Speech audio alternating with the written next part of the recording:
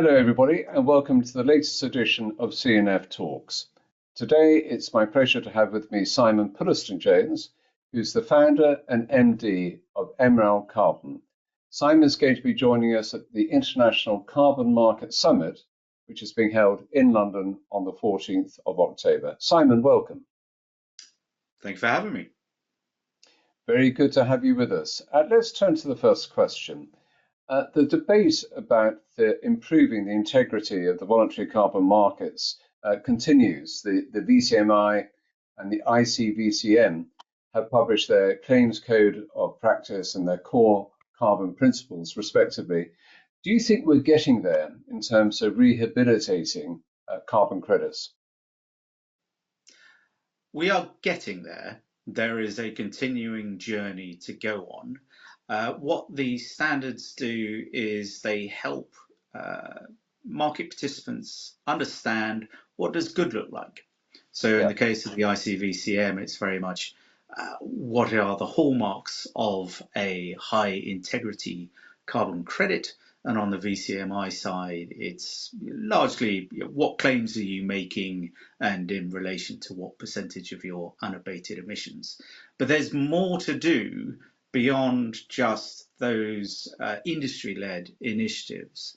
One thing that is receiving increasing focus is the lack of clarity as to the legal nature of voluntary carbon credits. And we've seen the Law Commission of England and Wales and UNIDROIT and UNSTRAL all take a look at this in recent months and years. But we do need to ensure we've got the legal underpinnings of the market right, because that too is part of the integrity of the market.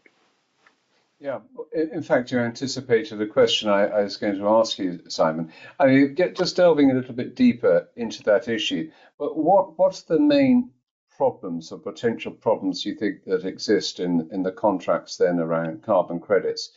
Are the rights and responsibilities of the parties clearly delineated? And do you think that buyers are properly protected?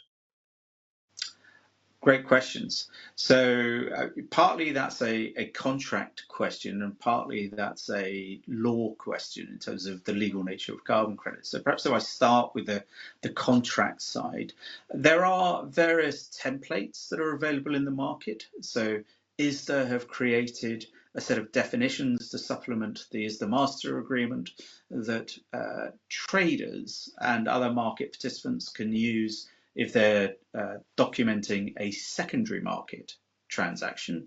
And then in the primary market, another trade association, IETA, that very much focused on the environmental markets, has published another template for primary market sale and purchase transactions. And the distinction between the two is simply that a primary market transaction relates to the first sale of the credit. So typically it's the project developer that is selling them, often before they've even been issued, because it's a financing tool as much as it is about spot sales.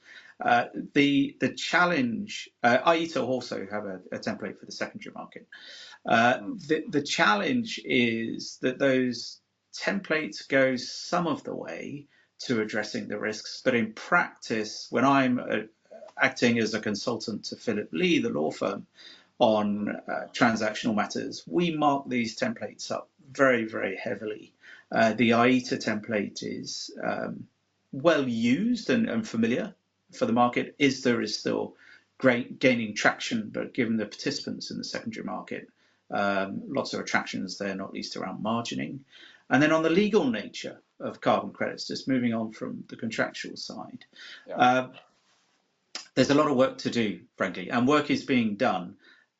It's not that there is no law governing the voluntary carbon market, it's that law, as distinct to the regulation, the law of what is a voluntary carbon credit as a matter of law is unclear or at least untested in the courts in most jurisdictions. And that really matters for two or three really important reasons. One is if I sell you a carbon credit and you give me $10 million, You want to make sure that you own what you've just paid $10 million for.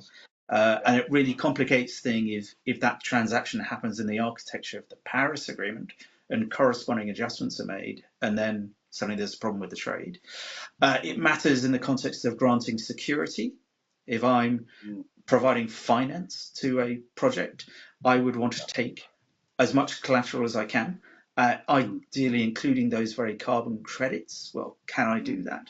And then that ability to grant security then, of course, achieves the holy grail of being able to access wholesale financial markets Mm. for funding, including through securitizations, rather than having to forward sell your credits as a Mm. means of Yeah. financing your.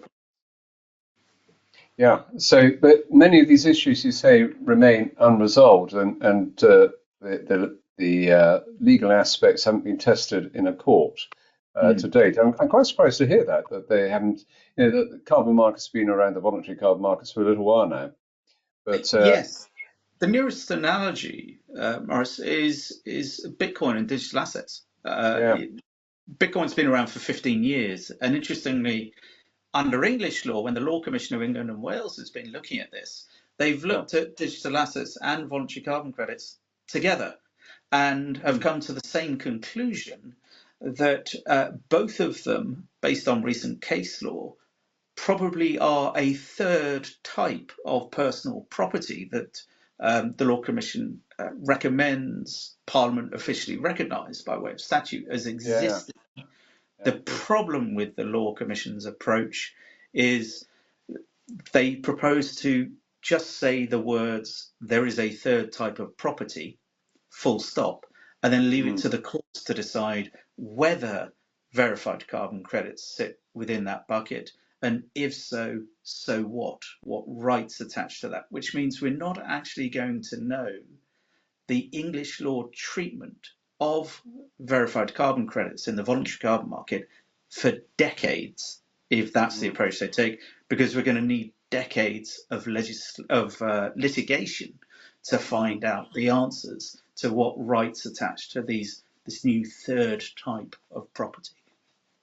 So, is this going to impede the development of the voluntary carbon markets? Do you think this lack of precision about the legal aspects? It's a great question. Logically, it should, and in the ordinary course, it might. But Mm. one only has to look at Bitcoin and the size of Yeah. that market and digital assets more generally. One only has to look actually at the EU ETS, and it took years Mm. for Mm. courts to determine what is the nature of an EU emissions allowance under Mm. English law. But we got there in the end, and the Yeah. market developed in spite of that uncertainty and in Yeah. knowledge of that uncertainty. So it's Mm. important to resolve because we want deep liquid markets like we do in equities and Yeah. debt and commodities and derivatives. Um, and it's an important part of the journey. But uh, these things exist, notwithstanding the lack of that legal framework. And indeed, that's part of the legal analysis for why Yeah. they sit in a third new type of property bucket rather Mm. than in the first two. Yeah. So looking to the future, Simon, looking perhaps quite a bit into the future, how do you see the potential for convergence between the compliance markets and the voluntary carbon markets? Will there eventually be some degree of interoperability between them, do you think? Uh, yes, and there already is. So there Mm. are a small number of markets, compliance markets, for which let's call it project-based carbon credits are permitted.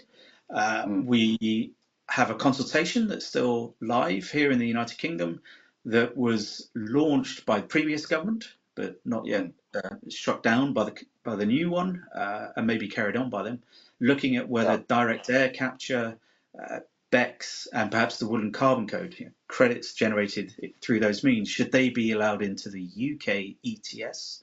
Mm. In the European Union, they have the new proposals around the Carbon Removal Certification Framework, or Mm. CRCF for short, and in 2026 they'll be consulting on whether to allow certified units from the CRCF to be incorporated into the EU ETS. And for me, most interestingly, on your question, is really where does Article 6 sit, Article 6 of the Paris Agreement, in relation to these verified carbon credits in the voluntary carbon market?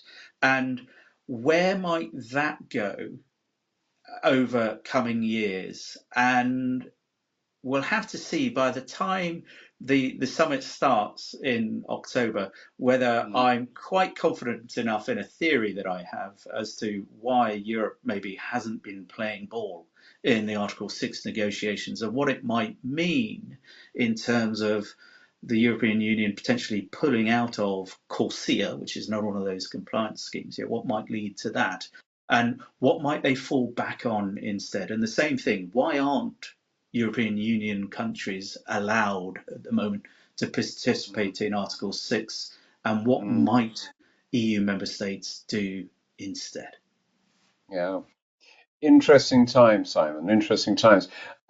For our viewers, if you'd like to hear more about these issues and other related issues, please do come along to the International Carbon Market Summit on the 14th of October in London. Further information available on the City and Financial Global website. It just remains for me to say, Simon, thank you so much for sharing those thoughts with us today. Looking forward to seeing you on the 14th. Thanks again. I look forward to it.